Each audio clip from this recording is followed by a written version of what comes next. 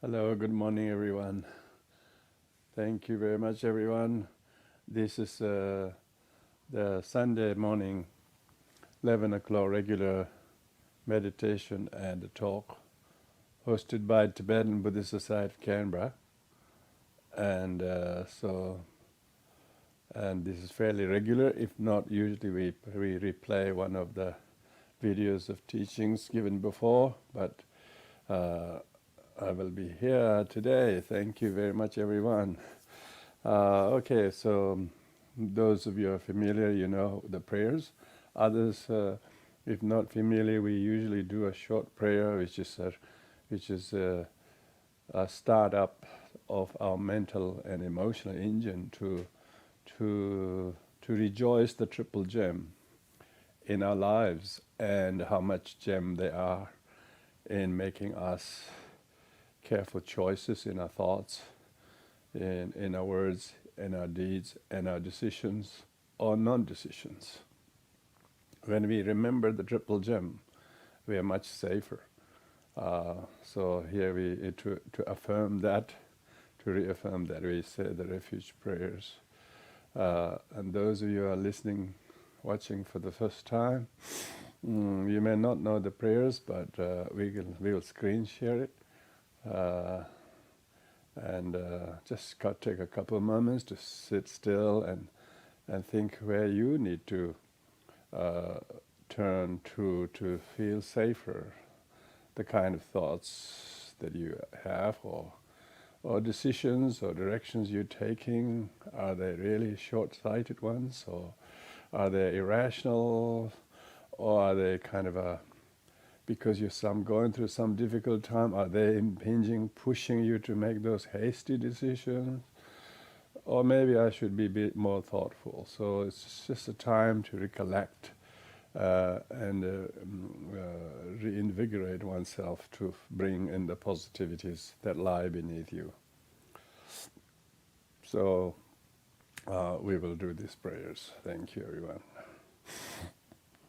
Oyenda Buddha Dhamma Sangha Ahetere Vyede Enlightenment Bhavacha Aye Handala Aishare Vada Duve Endabo Dhamma Sangha Ahetere Vyede Enlightenment Bhavacha Aye Handala Aishare Buddha Dhamma and Buddha Dhamma Sangha Ahetere Vyede Dhamma Bhavacha Aye Handala Aishare Buddha Dhamma. May all beings have happiness, the cause of happiness. May they be free from suffering and the cause of suffering. May they know a power of happiness that knows no suffering. May they dwell in equanimity, free from attachment and aversion to those near and far. May all beings have happiness and cause of happiness. May they be free from suffering and the cause of suffering. May they know a power of happiness that knows no suffering. May they dwell in equanimity, free from attachment and aversion to those near and far. All beings happiness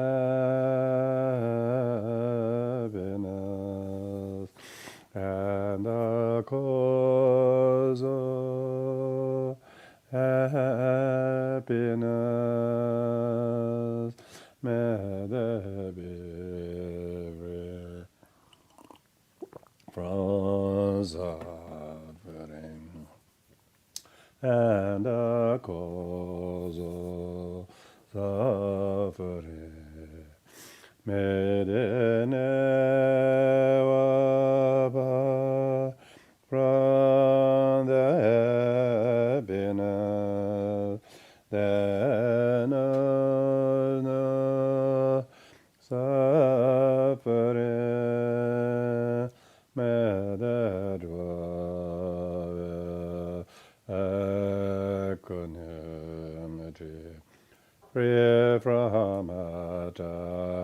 judgment and aversion to those near and far.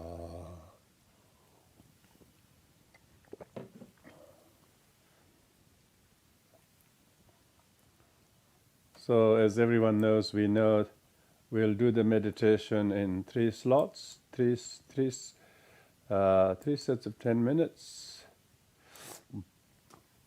And during that you observe 4S, the stillness of the posture, the sincere motivation, and a serene attention.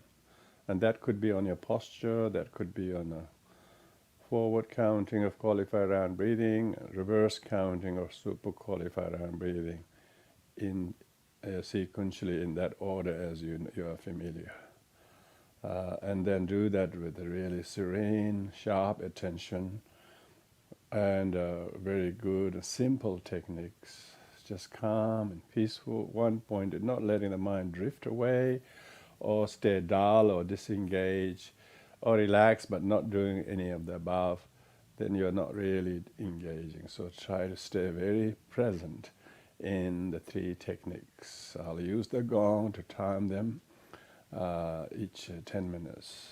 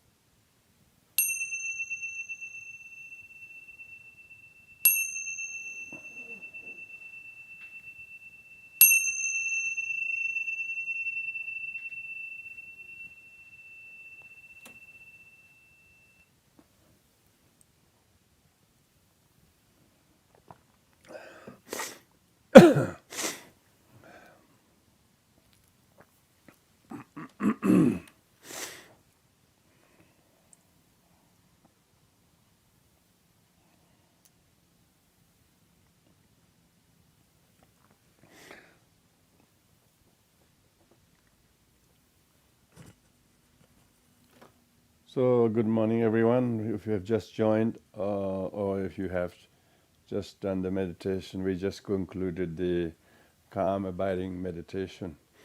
It's always good to sit still and be sincere, disciplined, and have a good serene attention to focus on the techniques of meditation that you have learned. Because when you let the mind become very still and peaceful, then it will yield a lot of clarity that otherwise is not so readily available to our mind. Anyway, so today's topic of the talk is the noble truth of suffering. Now, this is a very important topic, and I would like to address the Four Noble Truths in 4 talks, starting today with the Noble Truth of Suffering in a little bit in depth, because these are very fundamental teachings of the Buddha. And in fact, all the teachings of the Buddha, be that sutric or tantric, esoteric or exoteric, they are all fit within the framework of the Four Noble Truths. And so I will talk today specifically on the first of the Four Noble Truths. First of the Four Noble Truths is called the Noble Truth of Suffering. First we have to, whenever the subject, like teaching on the first Noble Truth of Suffering, we have to use at least what in traditional art of teaching, they say you have to know what are the seven kyas in Sanskrit. Kya means 7 W's. 7 W's. What is the noble truth of suffering, and other what's other W's we will come to focus on them. Because firstly you need to know what is noble truth of suffering. That is, the noble truth of suffering means the nature of life that is suffering is only seen by those with the wisdom eye of Arya beings. Only the exalted, noble ones with the wisdom eyes can see the fact or truth of life is suffering. Which means that noble truth is not seen as nature or fact by the ordinary people. Ordinary people are deceived by the non-truth. They think that life should be satisfactory or full of happiness. They're always working for happiness. All the deluded ones always working for happiness. These days, I'm afraid, even Buddhist teaching has been watered down a bit. Watered down a lot by saying it is to achieve happiness. because the first noble truth says there is no happiness in this worldly existence. This truth that there is only suffering is only seen by those with the Arya wisdom eyes. Those with the wisdom eyes see the life as nothing but suffering. Of course, this is very pessimistic and very negative sounding thing, but that's what the fact is. That's what it is. And so that means so what does noble truth says is that we haven't got the fact. So we have got the false. We have the false facts. We have been dreaded by the holding on the false facts as the truth. as doing this, getting that will bring me happiness. So therefore, the first first is what is the noble truth of suffering is actually the nature of the life that is by fact. Nature of the life is suffering is seen by those with the exalted eyes. Arya beings, the Arhats and Bodhisattvas, know and see and accept the nature of life as suffering. Whereas ordinary people who are deceived by the pursuit of happiness is actually thinking life is all about pleasure and happiness. And that pleasure and happiness they think life's purpose is, actually is ruining them further down to be drowned in the very suffering that they deny. So that is the first W. Second W is when. when is the so for deluded sentient beings, always when they're deluded. When are the truth of suffering prevalent is always whenever they are deluded. So this means if they have a holiday from delusion, then they may not have the truth of suffering. They may see the noble truth of suffering, because then they say, life is full of suffering, and you don't deny, you don't despise, you don't complain. The Arya beings don't complain that life is suffering, because they know that's the nature of life. And whenever sentient beings are complaining, their suffering means they don't see the truth. They don't see the truth. And Arya beings would grin. I knew that all along. They still don't get it. So the deluded beings always complain and resist and deny and blame and name as the life shouldn't have suffering, and as their life suffering is caused by something else other than themselves. So they perpetuate the very suffering. So if you and any one of us in the audience is not suffering, when they're not, means they have the Arya beings. They happen to be looking through the vision of the Arya beings, and they are not complaining about the nature of life, because nature water is fluid, and nobody says it's terrible. Water is fluid, because that's the nature of water, and nature of human excrement is smelly. You don't say, it's very smelly. You don't feel shocked by finding that it is smelly, because it is. So when can sentient beings see this life as a truth of suffering? Is when they are not deluded. When they're not deluded, they will accept the suffering, and of course then because then they would have realized the truth. So that's when, yeah. The how, the third is a sort of how, How does the truth of suffering not perceived by the deluded beings? Because they are perceiving temporary happiness as real happiness, which is actually suffering, which is would be suffering.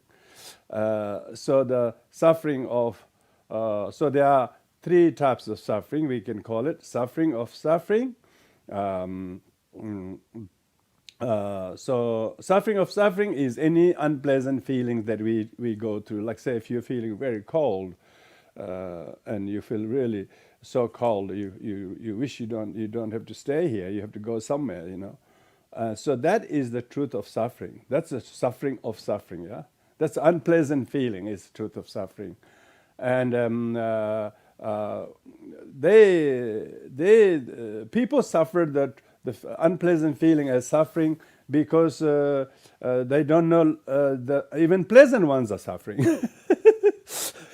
Even pleasant ones would be suffering if they attach to them. And so therefore, that's how the deluded ones complain with the unpleasant suffering and then make into suffering of suffering. When they are having pleasant experiences, they think it is pleasant and happiness without knowing it is going to change very soon. So it's a suffering of change. So that's how they suffer suffering of change. So they don't realize the thing they were enjoying is unsatisfactory and not going to cause any lasting happiness. They don't know that. So they're attached to it as a pleasure. Actually, it is suffering of change.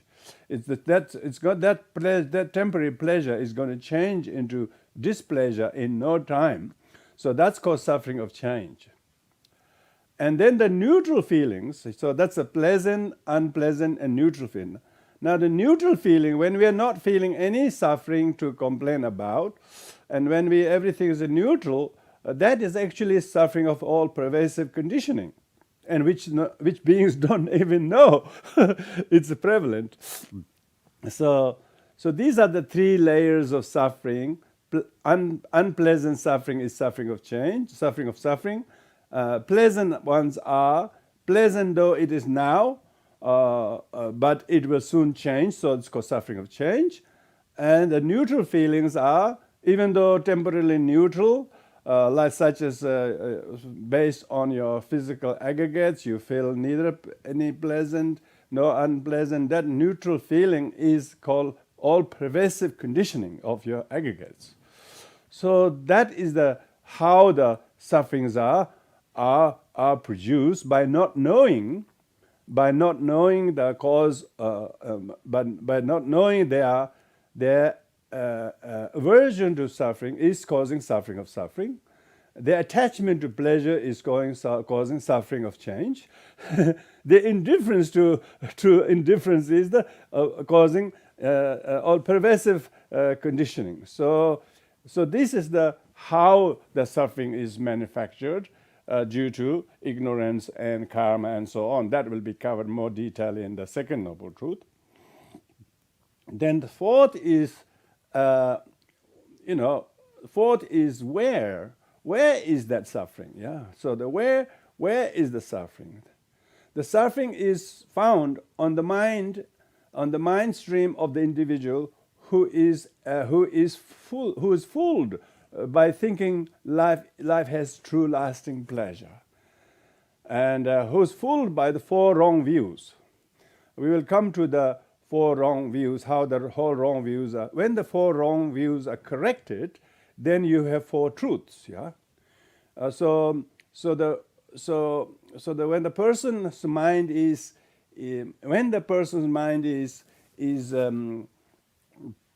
unaware of the wrong views, yeah, it is on that mind stream. These three suffering will be affected to the mind, and of course we are talking about if it's Arya beings. If you are exalted and you realize the noble truth of suffering, of course then you do not have the four wrong views, because you have the four truths. Four facts about four first noble truths. You will get to know four facts about the first noble truth in a minute. So that's where the mind stream. So the mind suffers. Where does the suffering? Suffering doesn't exist in objects. Suffering exists on the mind that is deluded by these four wrong views. And then by whom? The fifth one is by whom? By whom is this suffering produced? By the very person who is ignorant of these four right views. Four right views, which makes the four truths related with the first noble truth. Each of the four noble truths got four facts, four important factors, so that they got 16 points of the four noble truths, because there are four facts to correct the four wrong views in relation to each of the four noble truths. So we have to. We have been creating the sufferings. We have to correct the sufferings and then be free from the wrong views. Then we will be possessive of the noble truth of suffering. Right now we don't have noble truth of suffering. We have dreadful false views. We don't have the noble truths. We have the dreadful blindness of the suffering, of delusion. Dreadful blindness of misery. Dreadful. I'm using the word dreadful, but it's the opposite of noble. It's not truth because it's false. So dreadful, false views, and no truth, This is false views. Dreadful false views. dreadful false views. We are affected by the dreadful false views. And so this is the person who, and then why? Then the sixth one, 6W is why? Because he's never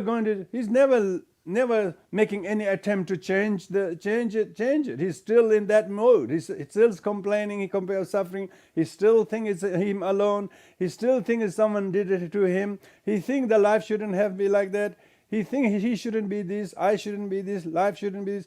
He never stops complaining. Because of that, he's perpetuating the very suffering. So, and then the last of the seven W's is how much is this going to go on? Yeah. This has been going since beginner's time, and is most likely to go on for a little while, unless there is any sign of change. Unless there's any sign of change.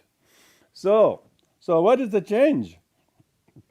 Like the change is very important, because the purpose of this teaching, what we are discussing, is so that you actually have the advantage of knowing what Four Noble Truths are. Because if you know the teachings, the purpose of teaching, firstly teaching to the deluded ones to know they are deluded.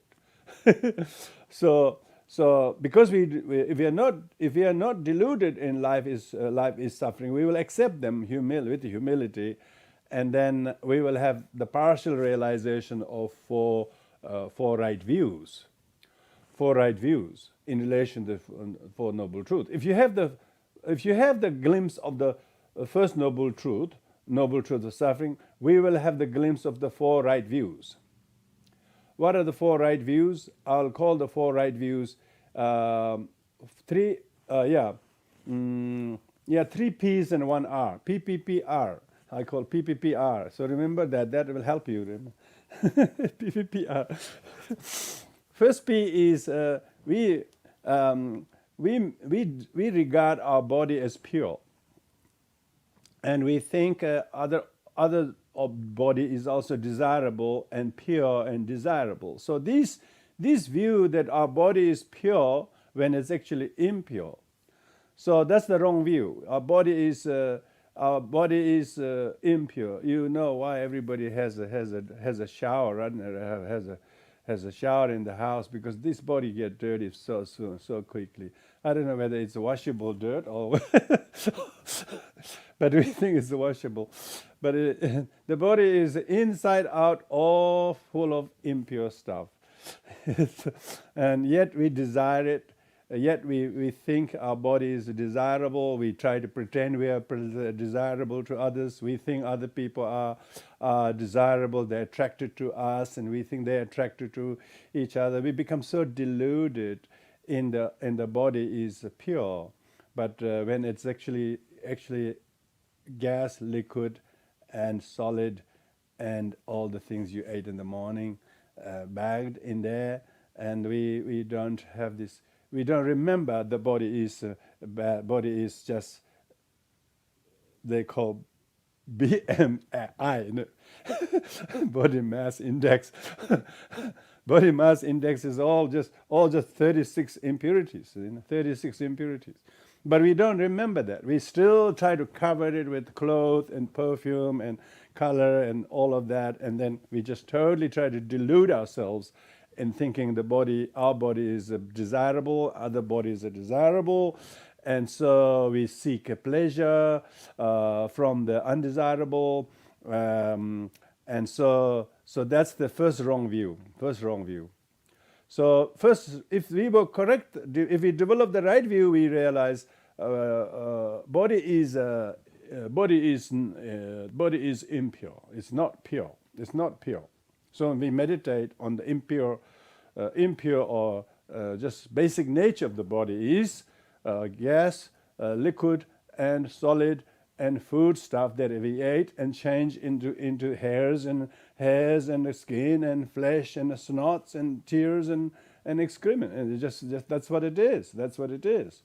So you don't So you don't develop satisfactory from this 636 impurity. They just basically are, we are unsatisfactory body. Our body is unsatisfactory, so is the object.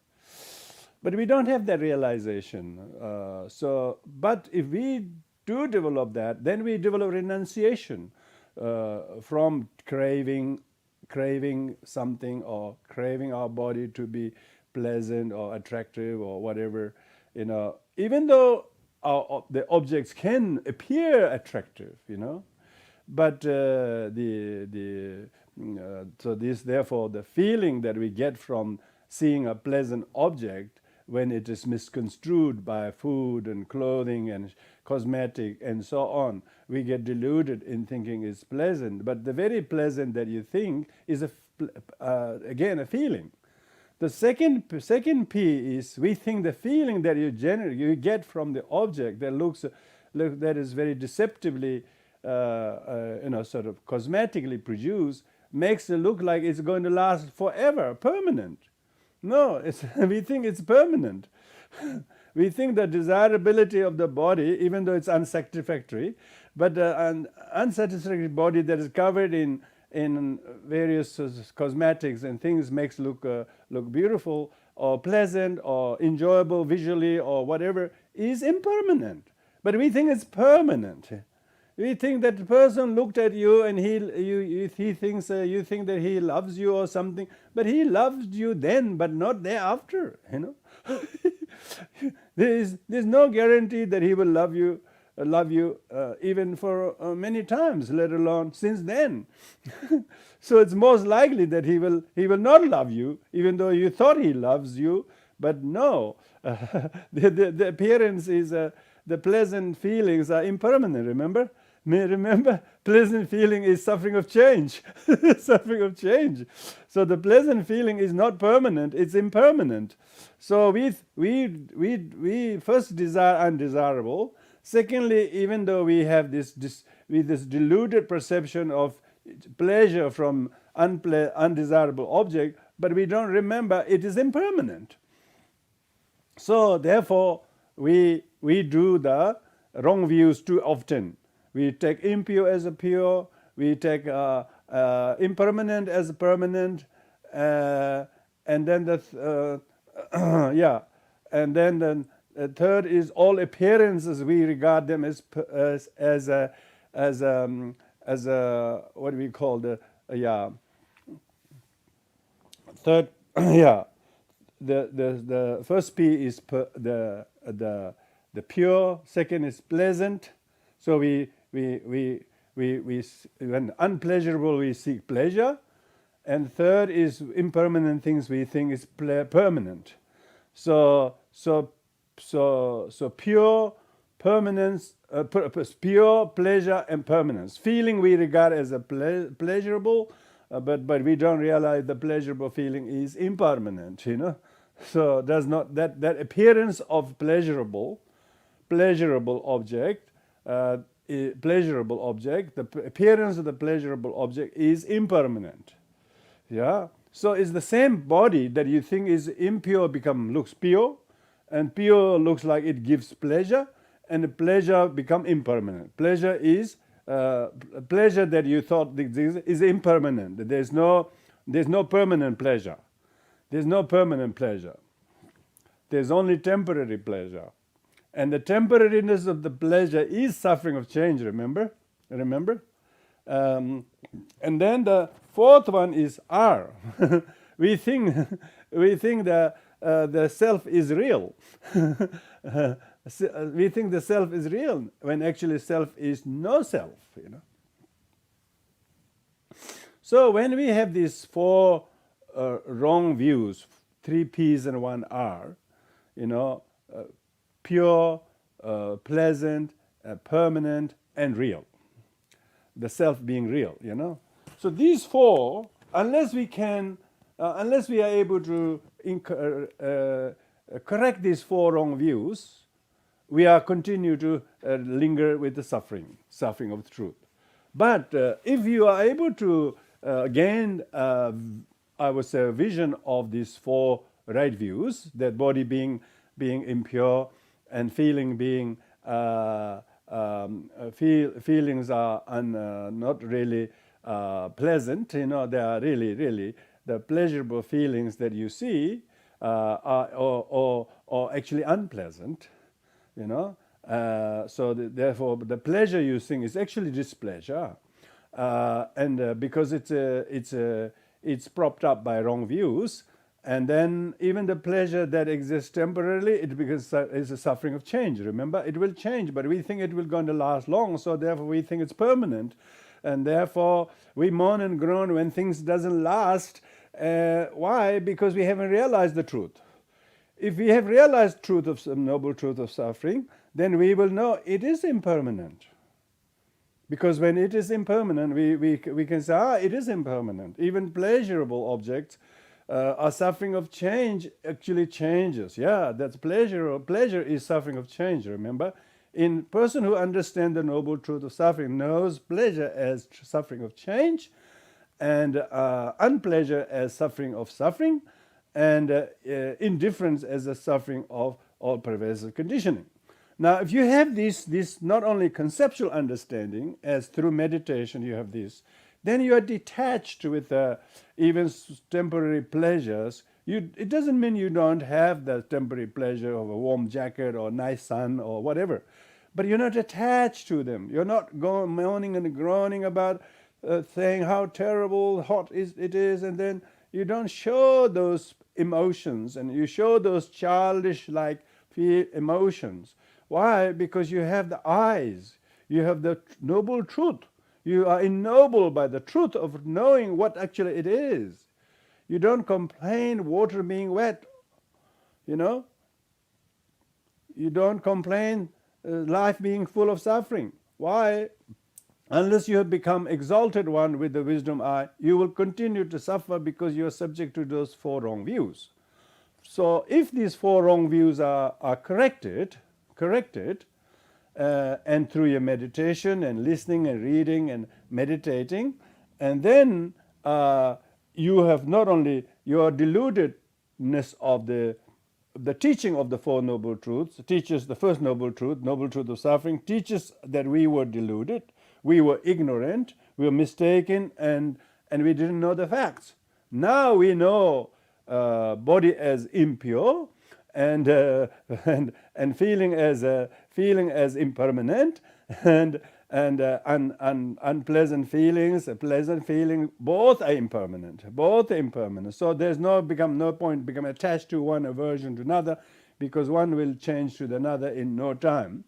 So because of that, you're not attached to pleasant feeling, nor attached to aversive to unpleasant feeling, because they're both impermanent. So you realize all feelings are unpleasurable, displeasurable, and particularly attached to them as real and permanent, and so therefore they are impermanent, and therefore and the experience of all of these is yourself also is not real. So thank goodness, that should put the nail on the coffin.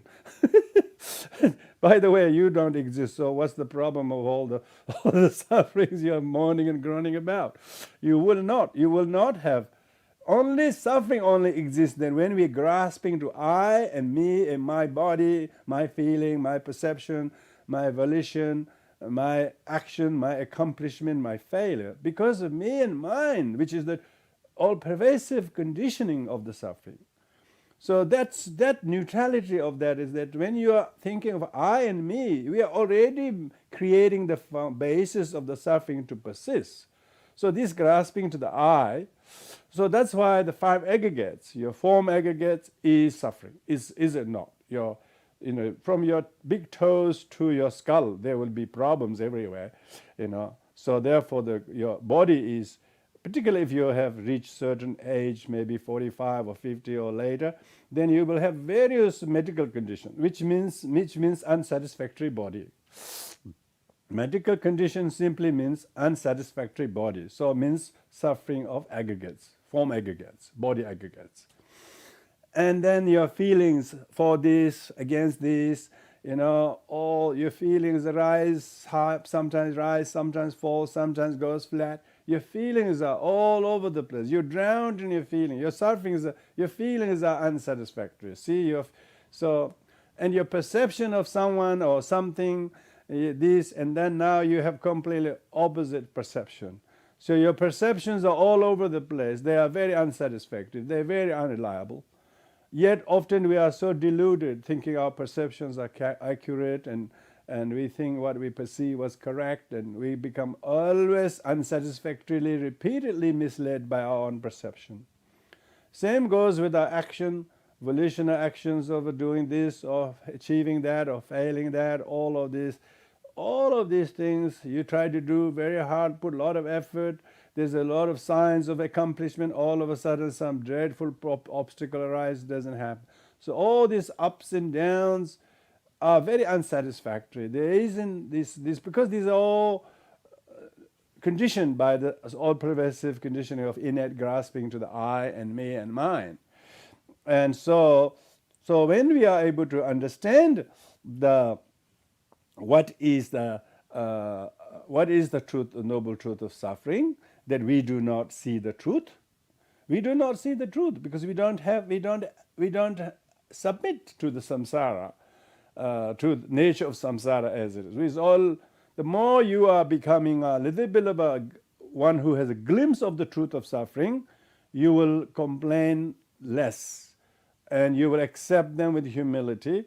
And then because you will have the four truths. The four truths meaning you will see the body as impure. Your body is not only impure, as unsatisfactory, as impermanent, and so on. And not only your body, but any other bodies in your life, whatever they do or don't, or appear to good or don't stay good, you will not be complaining, because that's the nature of the body. The nature of the body.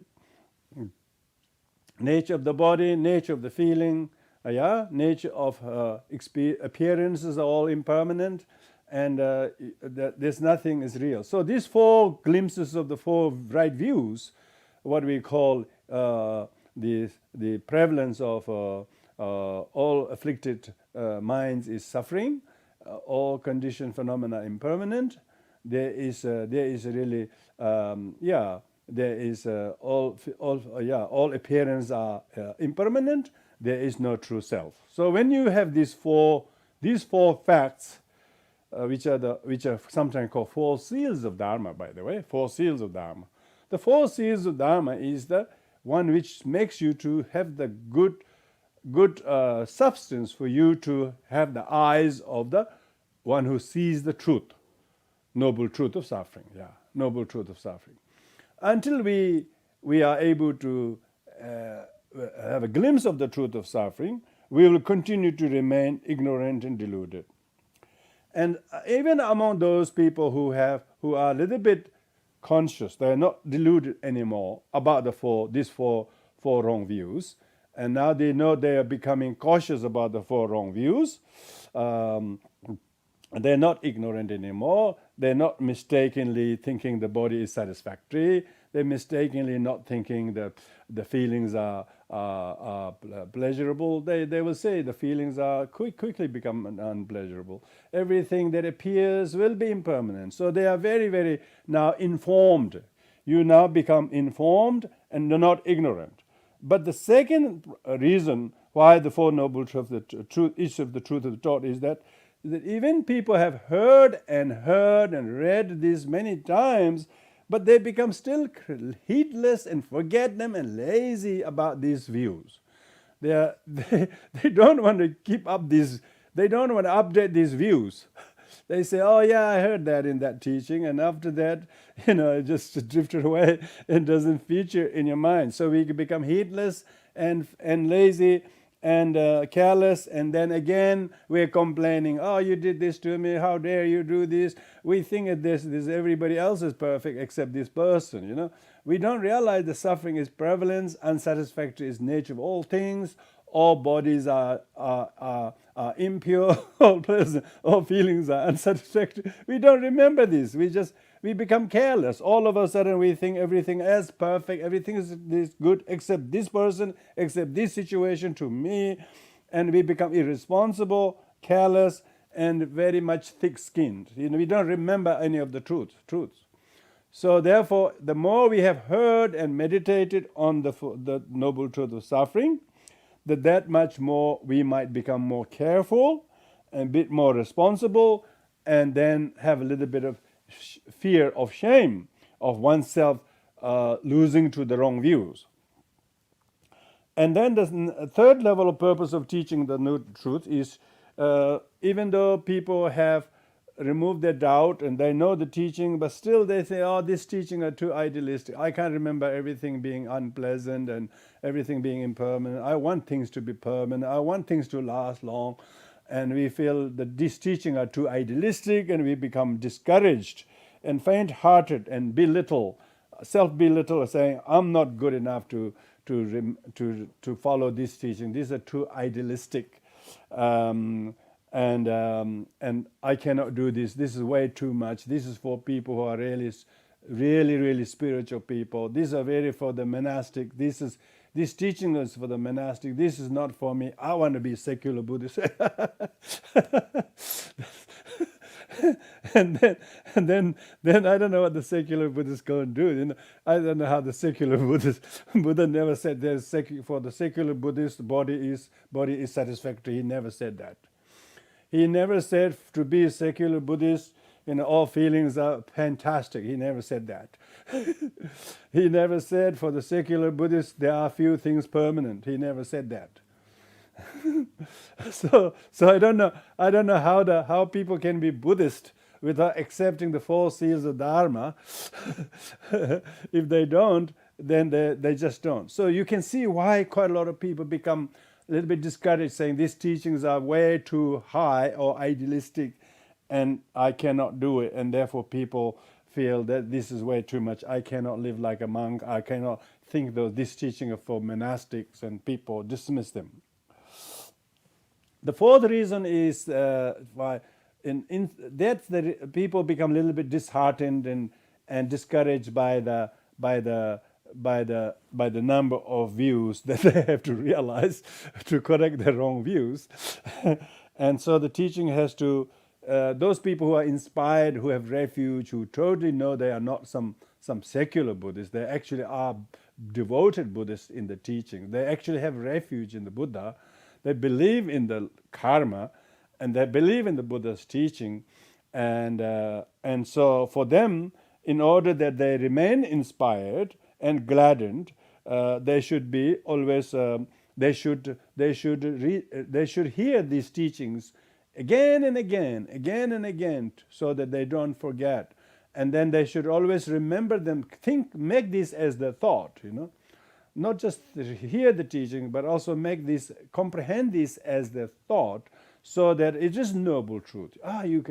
This first noble truth is so true, but so difficult to accept when we are so deluded.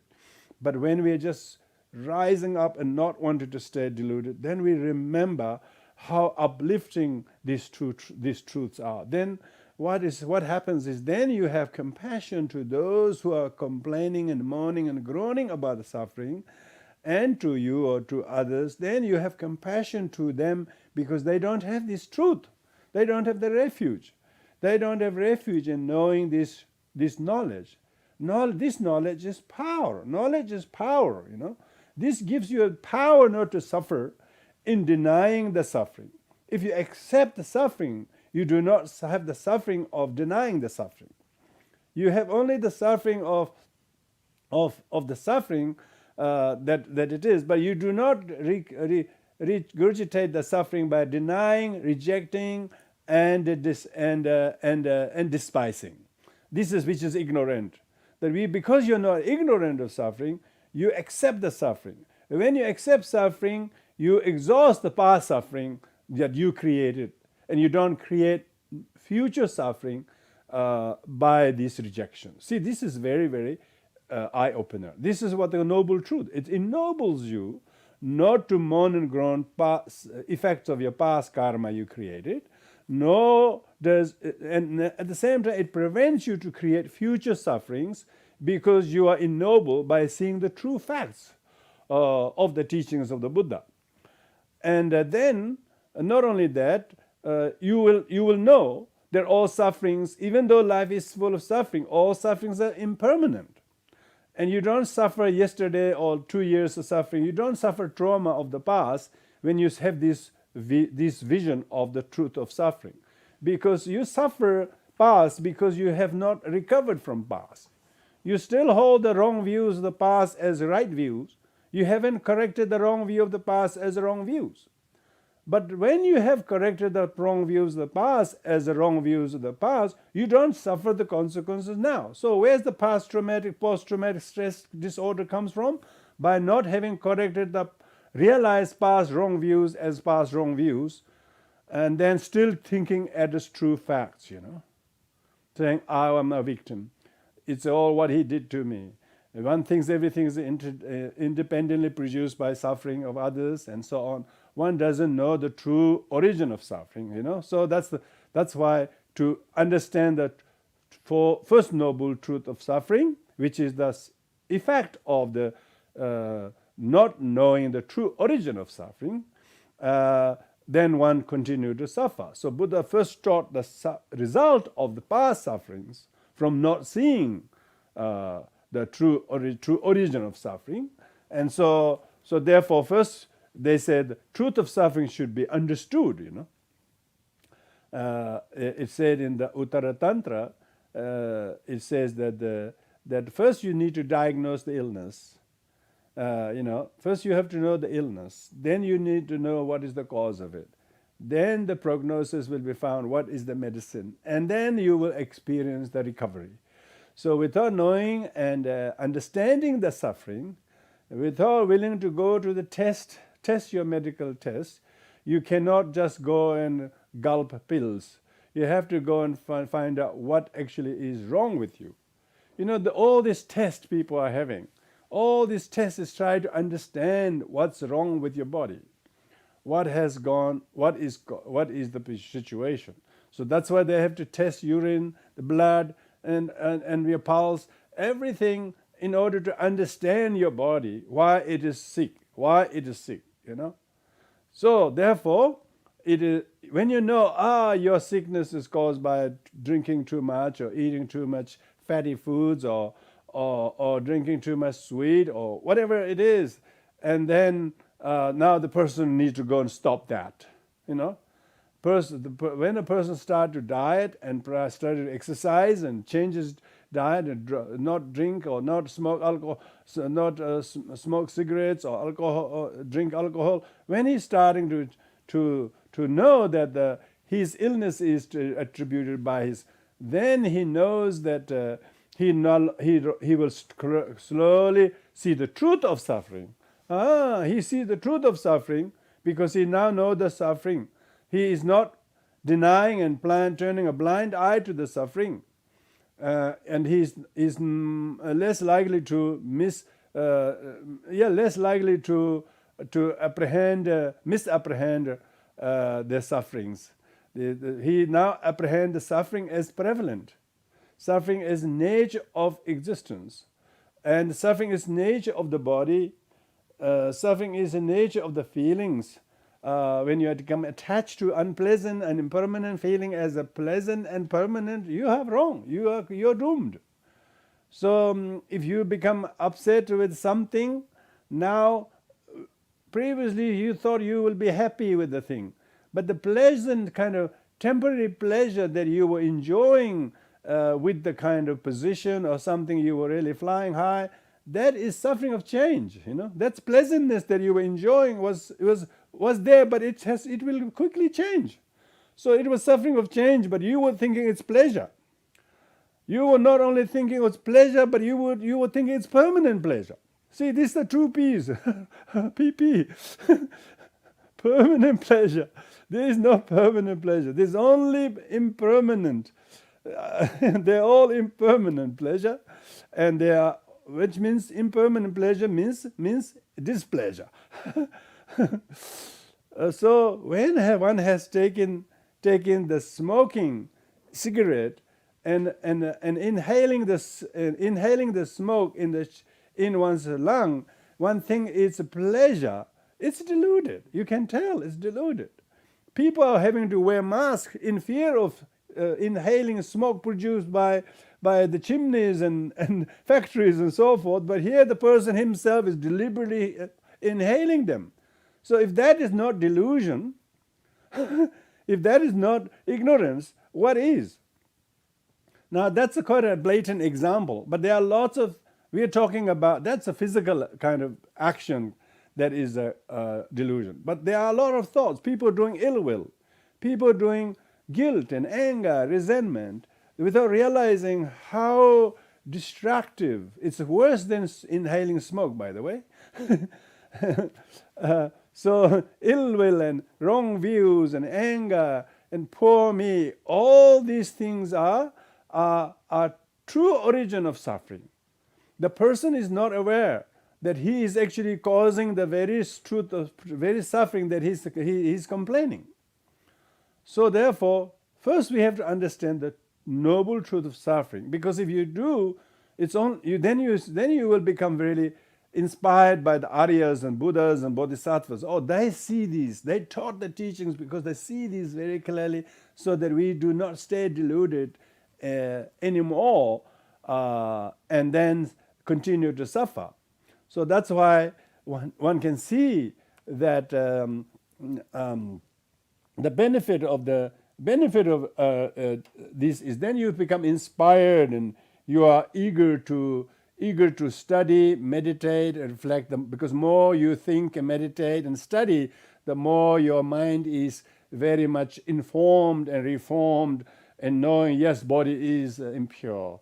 Yes, body is full of problems. Yeah, body is body of problems. Body is body of problems, basically. And the bigger the body, the more the problem, I'm told. If the slimmer the body, maybe less. Because some people, when traveling in a public train or bus, they need 2 seats, Even then, there's not enough. Quite a lot of the buses nowadays, nobody's sitting next to the person because they actually book their second seat as well. Why? The body is bigger the body, that much it costs to feed, to wash, to keep it healthy, because it has a lot more mass index to suffer. So it's a body of suffering. Your body is not only impure, but it's body of suffering. And so therefore it's unpleasant. Yeah, the body is unpleasant, If somebody is next to you, people can't handle another body because there's so much unpleasantness in one body. You don't need another body to add on top of another body's unpleasantness.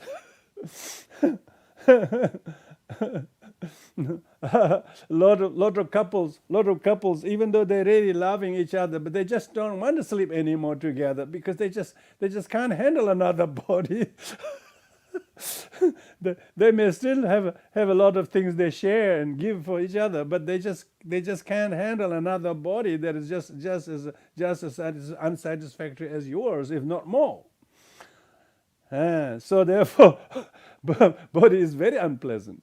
And not only that, it's maybe relatively sometimes strong and clean and fit, but now no more. No, now it's impermanent. All of those things are no longer there. Now it's a completely opposite. Now it's no, body is unreliable. You wish you could cut that part of the body away. Yeah, some people have their parts thrown away because it's no longer part of them usable. So they rather have them chopped off than stay in the part, because it's a completely impermanent lung, impermanent kidney. So you don't even have a kidney. You just have somebody else's kidney, because yours kidney became no kidney. This impermanent kidney. Yeah. So where's the kidney? No kidney. That's right. No real kidney. That's right. So you can see the PPR. You can see no permanent, no pure body, no permanent, no pleasant, no real body. There is nothing. So we have to understand in this way, meditate internally about that, as well as others. Then the truth of suffering, meaning whatever unsatisfactory thing you're going through. I'm not saying you have to suffer, because if you have the glimpse of this truth of suffering, then it will ennoble you. why it will ennoble you to not to be so reactive and complaining about the suffering. You don't say life is full of suffering. They say that's life. You say that is the nature of life. Because of that, you have sanity to accept that for what it is. And unless you have a good merit to comprehend the teaching, understand the teaching, you really feel as you've been taught. You really have been given the eye. Your sight has been restored to see these four truths in relation to the truth of suffering, that body is impure, that all feelings are impermanent, and they are unpleasant. Sooner or later they are unpleasant. Even pleasant ones turns very unpleasant quickly, and therefore they are not real. So when you have this right view of your sleep through meditation, through listening, through comprehending the teachings, you can see how much vision you have for yourself, not to be drowned in the sufferings, but rather you are a yogi practitioner who have an experiential perception, not as a deluded perception anymore. You do no longer complain as much as you now have an experiential perception. This is the now where you are at. Because of that, you at the same time show sympathy and compassion to other sentient beings much more than before, because now you know why they're suffering. Because they don't know. They are deluded. They don't know the truth of suffering. They have no truth. They think the life is about pleasure and happiness. And that's why these days sometimes I become a little bit concerned in Buddhist talks. Life is all about trying to find happiness. And really, this is not pleasure they're talking about. The pleasure in Buddhism is suffering of change. So we don't need to teach people suffering of change. They're doing very well with that. They're working very hard to find suffering of change. And you don't have to teach them meditations so they have more suffering of change, So therefore, when Buddhism is watered down as a mere secular Buddhism or something, and then that's what it is. Then it completely misses the point of the first noble truth. I don't know what kind of mindfulness it is, what kind of peace it is. I'm sure there's a lot of non-Buddhist people are leading very peaceful life. They're very peaceful. At least they don't pretend they're Buddhist even, because they blatantly don't accept Buddha. They don't take refuge in the Buddha, and nor do they accept any of the four seals. But at the same time, they lead much more mindful and peaceful. You look at some of the many people who practice various other traditions, like Sikh people practice amazing generosity, very peaceful, very kind, and so on. If it wasn't needing to take refuge and accept the four seals of Dharma, there's no Buddhist. So merely trying to be peaceful, mindful, vegetarian is not Buddhist. There are lots of people who prior to Buddha practice these things. So it's very important to not to water down the very teachings of the Buddha that distinctively have the flavor of giving the benefit of right view. If you look at the Eightfold Path, the first of the Eightfold Path is right view. Now, if a person is leaning onto the wrong view, then it's not Buddhist, They have no refuge in the Triple Gem, and then also they have the wrong view. So that's they are not. Of course, the point of today's talk is not to say who is Buddhist and who is not Buddhist, but I'm saying how difficult it is to fathom and comprehend the First Noble Truth and get these four wrong views even recognized, let alone correcting them. And so therefore, having a good comprehension and understanding of the First Noble Truth of suffering ennobles the person not to moan and groan and complain about suffering, but they accept the sufferings. And when they accept the suffering itself becomes more impermanent. Then it causes them to develop compassion to their past, and they also have much more compassion to others who don't have the access to this insight.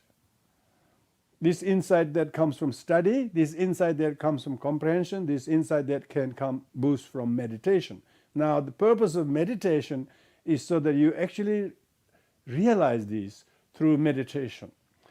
And therefore you are staying in that level of awareness of how impermanent, how unsatisfactory, how impure the body is, how volatile the body is, how unreliable our perceptions of and opinions and feelings are. So one doesn't oneself to allow to be drowned in them. One knows they're unsatisfactory, they're impermanent, and therefore we are not going to sort of grasp them as truly existing. And that is the truth. That is the truth. Why truth is so highly valued? When it gives you the glimpse of the right view, you realize. The insight of realizing the First Noble Truth is not an elementary introduction to Buddhism.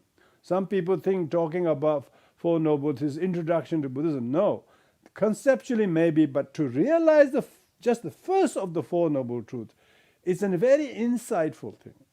It's very difficult to get the real insight of realizing these four facts of the Four Noble Truths, the Noble Truth of suffering. That body is impure, that feelings are pleasant feelings are actually not pleasant, it's unpleasant. And even the pleasant feelings, that if you think they are impermanent, and so therefore there is nothing that is real, including you as a self. So these four fundamental seals of Dharma comes out very much as the cream from the churning of the Dharma, and then you realize, this. So when you have the insight to stay very present in that awareness, then the truth, the noble truth of suffering, have ennobles you. How? Because then you don't complain about people or their deeds or their things or your lives or your suffering, your illness. You don't talk about them so much. That's the nature of things, all are. Even if you don't have this medical condition, then you still have this both birth condition, Even you have no diagnosed medical, you still have birth condition, aging condition already progressing, it works very hard by itself. And if you don't have any sickness condition, but the rest of the bodily conditions are all unsatisfactorily proving the body to be impure and unsatisfactory and unpleasant and therefore completely worthless. But at the same time, we can still look after it as long as it may be used as a vehicle to live and survive and sustain as much as we can. But still without any attachment to it as real or permanent and me or satisfactory. I mean, you can if it helps. Nobody bars you from thinking that, but that will only exacerbate the very problem that we try to allay by the teachings. So with this, we will stop here, everyone. Thank you very much, and we'll do the dedication of merits. I'm sure listening and thinking and reflecting on this has a little merit to warrant our attention. Thank you.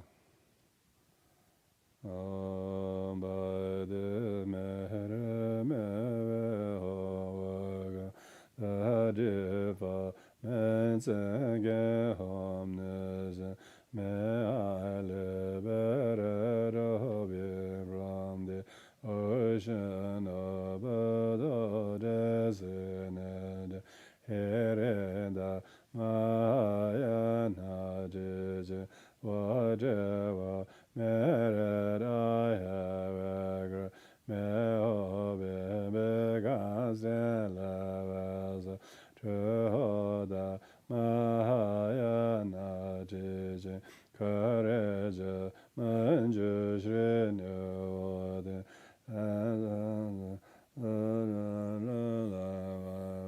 following the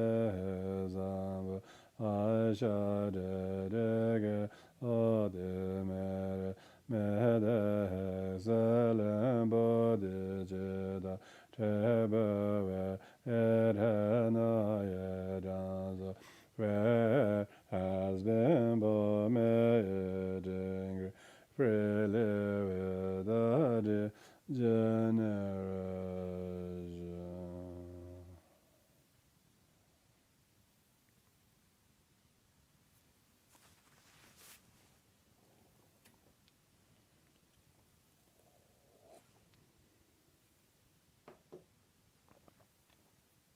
Thank you very much, everyone.